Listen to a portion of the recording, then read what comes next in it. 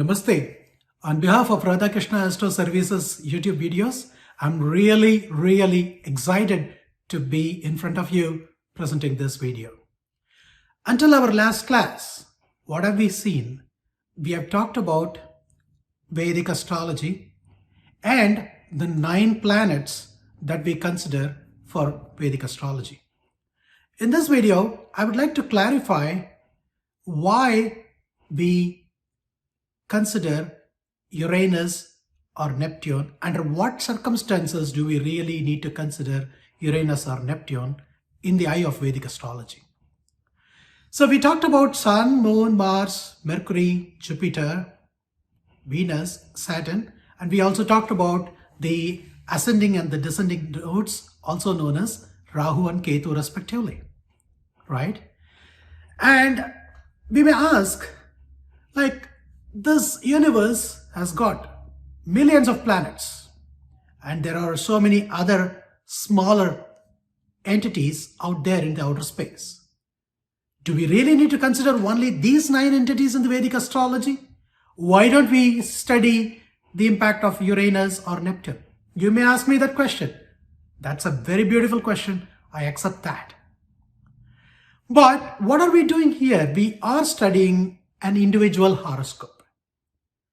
Okay, the Uranus and Neptune are so very far out there, and we are saying like the influence of that on an individual horoscope may be very minimal. That's why for an individual horoscope or horoscope of a single person, the Vedic astrology doesn't take into consideration the Uranus, Neptune, or even to that matter, the most disputed Pluto. But in this class, I'm going to talk about the influence of the 12 signs or the 12 houses in the zodiac. In the previous classes, we talked about Aries, Taurus, Gemini, and all those names, right? In this class, I am going to say what are the names exactly in the order and why do we consider that specific order.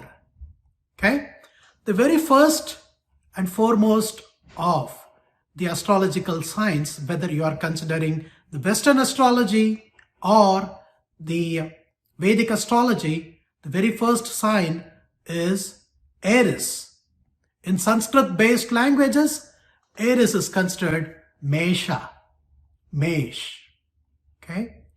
The second one is Taurus or Rishabam. Some people call it as Vrikshigam. The third sign is Mithuna, and it is called, in English, it's called Gemini. Okay. The fourth sign is Cancer. Please don't equate this Cancer to the disease cancer. Okay. This is the name of the astrological sign, and the name of this sign is Cancer.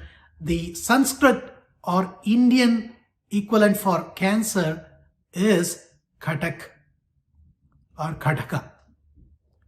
The fourth sign is Kataka, and the next one, the fifth one, is Leo, and in Sanskrit based languages, Leo's equivalent is Simha or Singa.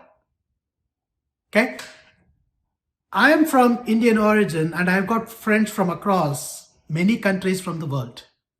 I've got some beautiful friends that came from Malaysia, Indonesia, and even the Far East, Philippines, right? And there also the animal lion is called Singa, just like what we have in India as Simha or Singa. So the world is such a beautiful place, in my opinion. Please take my words. The world is such a beautiful place. We have got so many things common happening across many people across the world. Okay, just coming back to the subject. The sixth one is Virgo, also known as Kanni or Kanya in Sanskrit-based languages. The seventh one is Libra. The equivalent Hindi name for Libra is Tula. Tula. The eighth one is Scorpio. The Sanskrit equivalent for Scorpio is Vrikshika or Vrikshik as listed here. The ninth one or the ninth sign is Sagittarius. Sagittarius equivalent in Indian languages is Dhanush or Dhanusu, depending upon which part of India you are from. The 10th sign is the Capricorn. Capricorn, the equivalent in Vedic name is Makar or Makaram. The 11th sign is Aquarius. The equivalent in Sanskrit for Aquarius is Kumbha or Kumbh. The last but not the least is Pisces, which is also known as Meena or Meen or Meenam. Okay, this is the last sign in the zodiac. So in this video, so far what have we done? We have taken the list of the 9 planets and we have discussed why for an individual horoscope we do not consider Uranus, Neptune or the most disputed Pluto. Okay, and then I went ahead and gave a list of all the 12 signs, their Indian names and the Western English equivalent names for that. So the next step is how these houses are becoming important in studying one's horoscope, right? In my previous video, I have very clearly established that the planets are themselves giving the results based on their position with respect to the earth, right? Based on their position of a planet A with respect to planet B, right? This is how there are certain events that happens in this world and we are all experiencing the good or bad results because of the planetary disposition. In that kind of a scenario, a planet coming into contact with a specific solar mansion, also known as astrological sign, then that becomes a trigger point to deliver, or that becomes a trigger point to stop giving a result of a specific nature. That's why all these astrological signs have to be studied in greater detail. So what I plan to do is, in my upcoming videos, I'm going to talk about the nature of all these signs and how the planets interact with these signs give a specific results to the Aries, which is start from Aries as the first house and then see the disposition of the planets with respect to the Aries and then read the results.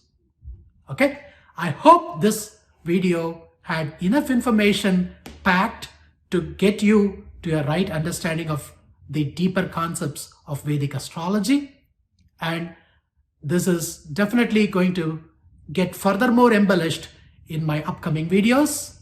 And if you're really liking our videos, please continue to watch, subscribe, share with your friends and family, and don't forget to do a like button and leave your comments in the footnote of this video. Until I see you all in my next video, take care. Bye.